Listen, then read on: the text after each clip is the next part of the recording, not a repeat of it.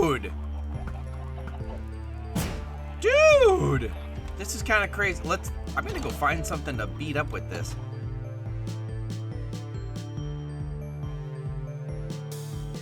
Hello again, skunkmunkee here, and today in Igniter episode 45, what are we doing? Well, if you guys remember, we left off, we just got back from our trials, and we've got some stuff to investigate, and I think it's this stuff up here. Yeah. So, wow, we've got a lot of different things. So we listened to our music disc, that's pretty cool, but we've got some new enchanted books. Quite interesting looking. We've got some new patterns, which we're going to have to, let's see, we're going to have to look at what those look like. And then we've got these wind charges, these breeze rods. What else do we have in here? Oh, yeah, these heavy cores. Like, what are those all about? Ooh, smithing trims. You have to figure out how to duplicate those, because those look really cool. So, let's see here. How do we... Wait, no. That's not. We duplicate them in here. Oh, whoa. Whoa. Okay, so wind charge. How do you make those? From one of those, you get 4 of those. So, what's, you know, I'm kind of afraid of the golem over there. What? Dude! This is kind of crazy. I'm going to go find something to beat up with this. We'll drop down in here. Now, are there any mobs? There should be some mobs somewhere, right? Yeah. Okay, let's go find some mobs. See what this does. I'm guessing it's just like the breeze attack, where it just kind of flings you back a little bit.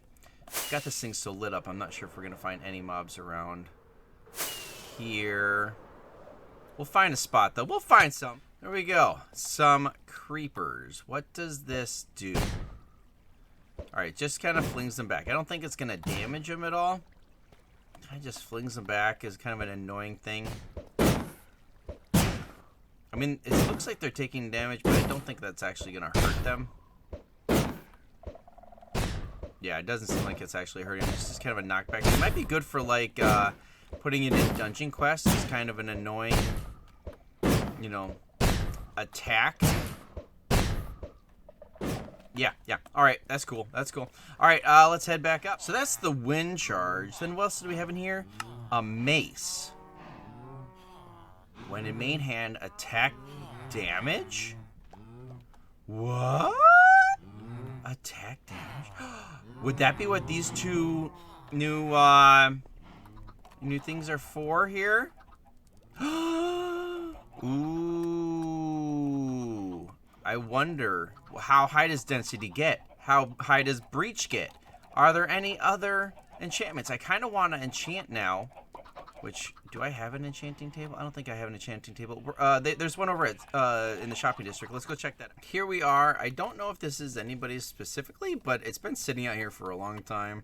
And I'm going to bring my own lapis. So, let's see here. Unbreaking. Okay, that's kind of meh. But, you know, let's try it out. See if we get anything else. Nope, we don't. Okay, well, if that's the way we're going to be, let's just do that and see if we get anything better. Breach 2. All right, so Breach 2 seems to be pretty high. Unbreaking 3. You know what? I've got levels to spare. Let's just do this a few times and see what we can come up with. All right, Density 5. That's a Density 4, so Density 5, Unbreaking 3. Ooh, I kind of don't want to get that off of there. You know, I kind of feel like I don't know any other use for the heavy core. So let's just make another mace. And let's see what we get here. Unbreaking 3, Density 4, okay. Yep, I got plenty of XP, Let's see what we can come up with here. Unbreaking 3, Breach 3, okay. But I don't seem to be getting any other... Yeah, let's just make another one. I don't seem to be getting any other... I need to have some more lapis. Enchantments on it. So, yeah, Unbreaking, Density, and Breach seem to be about the only thing. Density 4. I'll work a little bit more on this and see if we can come up with anything else. From all my enchanting, it seems like Breach 3, Density 5 are pretty high. That's wrong. Are pretty high up there. Don't know if that's the top, but all right, we got 7 levels or 7 levels. And of course, wait. I can't have both? Oh, interesting. They're exclusive. Uh-huh. Very interesting. But I don't know which one's better. So we're just gonna put... Oh, we got diamonds in here. We're just gonna put a couple of them away. And this is all backup stuff here. And we'll try out this breach one and see if it's any good. All right. Well, you know what? I've got my armor. Let's take a look at what I need something to put on. What would look good with netherite? You know what? I've got some diamonds. Let's see. Flow with diamond. You know what? Sure, why not? Let's put it on. Check ourselves out. Oh, well, that's kind of fancy. That is kind of fancy. And let's see. We got flow there. Does the bolt? How does the bolt look on my? Not my pants. I don't want. I want netherite pants on my boots. Let's see. Boots, bolt, and diamond. Okay. I look fancy. That's what I am. I am the fancy man.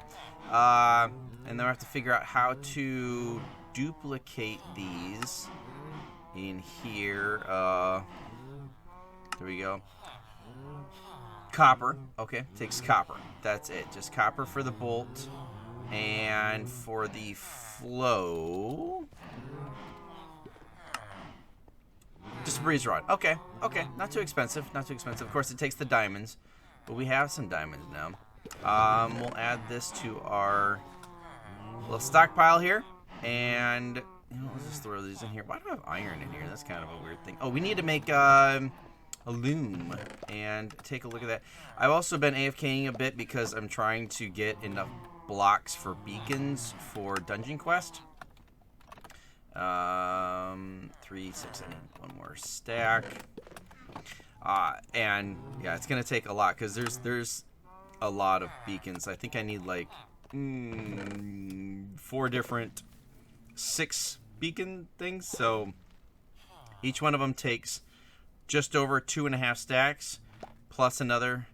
So about 3 stacks each. So yeah, we got quite a ways to go. All right, let's go make a loom. We have a loom. We have a banner. We have some dye. Let's take a look at the Guster pattern. Oh, that's cool. That's really cool looking. And the flow. Oh, unique. Very unique. I wonder what kind of interesting things people will come with the designs using those. That's pretty cool. I don't really have a purpose for them right now, so they're gonna go back in here along with that banner. But yeah, that's okay. So I think that covers all the new stuff. Yeah, music discs. Maybe we'll take these with us because we'll hear them where we're going next, because I have been working over at Dungeon Quest, and I've been doing it off camera because it's kind of boring stuff, to be honest. But I am pretty happy with it. Actually, you know what? Let's not take this way. Let's take the other way, because you actually cannot leave the bottom of Dungeon Quest very easily. Let me out. I'm getting claustrophobic in here. All right. So there's the castle. There's the other castle, and we did all of our terraforming. But if you look under here, the ground now goes all the way down. I added stone and some gravel and a bunch of seagrass, and that now goes all the way around. And I try to make it blend in. We got some dirt in here. We got some sand. I didn't even realize this, but we got a beehive over there. I don't know when that happened, when we grew all those trees, but that's pretty cool. But yeah, all of this is now sealed off. I have, expanded the land, and it has now swallowed up this. Also, one of the interesting things is over here in the Rangers, one thing that they can get to is pork chops. because having extra food is always a good thing. And I believe it was Black Shadow has provided us with pork chops. That one's missing, but thank you to him. And I think Dippy came over and cleared out most of this stuff. Got a bunch of random stuff.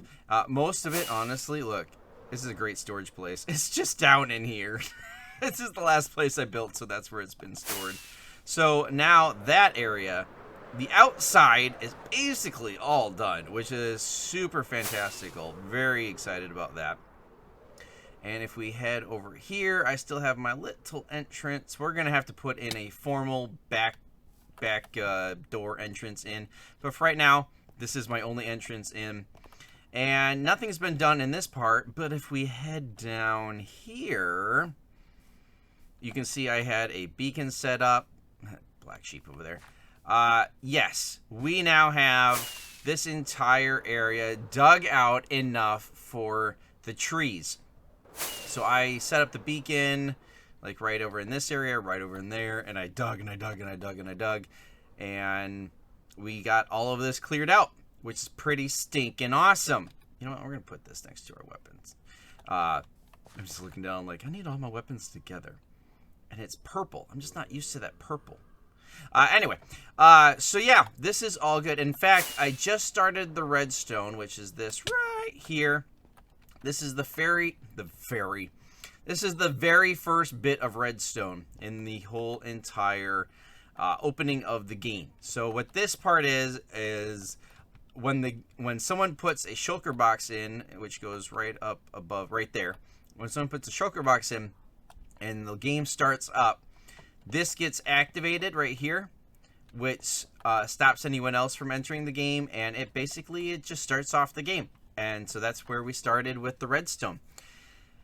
Now we got a ton more to do, but we've got all of our resources collected. So I am going to start working on just throwing in, the skill trees.